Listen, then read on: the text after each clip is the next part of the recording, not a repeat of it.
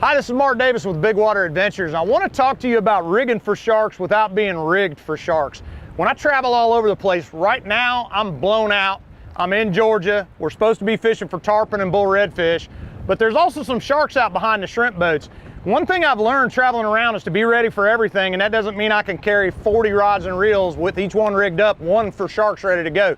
I'm gonna show you a real quick, easy way where I can take my tarpon rig, which I've got top shotted with 100-pound Seaguar fluoro, and put a shark rig on it real quick without taking any time whatsoever to go fish for sharks, and we can go back to tarpon. But it's a real simple, easy way to do it. First thing I'm gonna do is I'm gonna take a Spro. This is a 200-pound ball bearing swivel.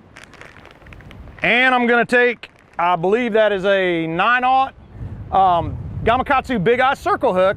And all I'm gonna do is just simple. I'm gonna tie about 18 to 24 inches on a Haywire twist with Malin number 10 hardwire, which I use for about everything. It's a 131-pound test.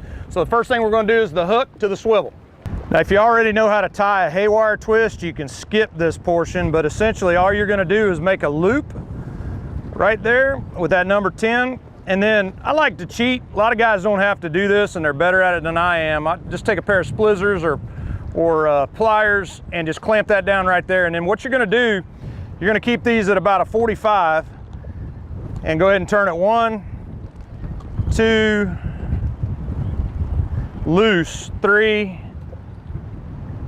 4. And then if you want, you can go 5. Usually 4 is enough for me.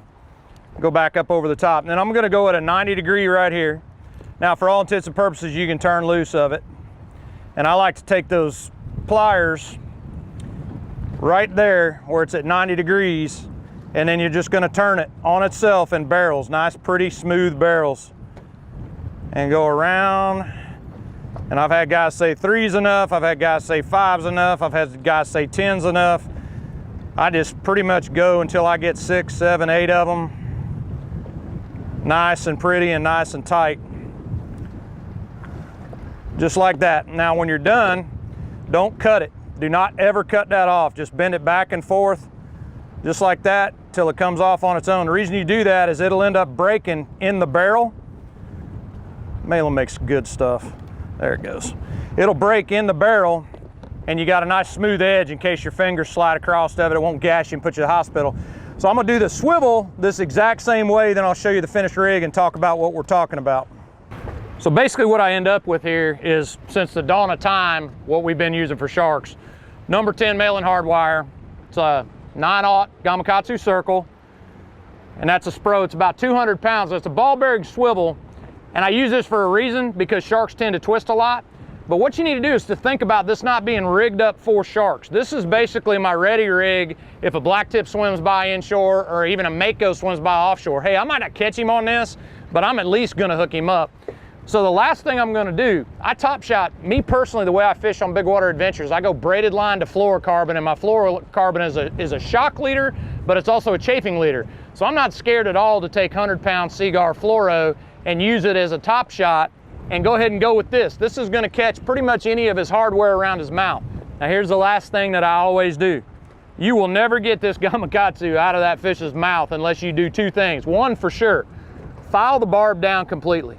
Completely file it off. With a shark, you know, if it's a mako or something that jumps, a spinner shark, yeah, he might shake it, but usually it punches in that big, formidable bear trap jaw hinge.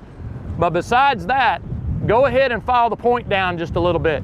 It'll make it a lot easier where it catches hinge to hinge, and you'll be able to back it out a lot easier. Remember, with circle hooks, you got to literally back them out. There's a lot of ways that you can get them out, and there's tools out there to do it. But the next time when you're sitting in a dock and it's blowing, and you can tell I'm on the roller coaster ride doing this, get these things rigged up just like you would for kingfish or anything else.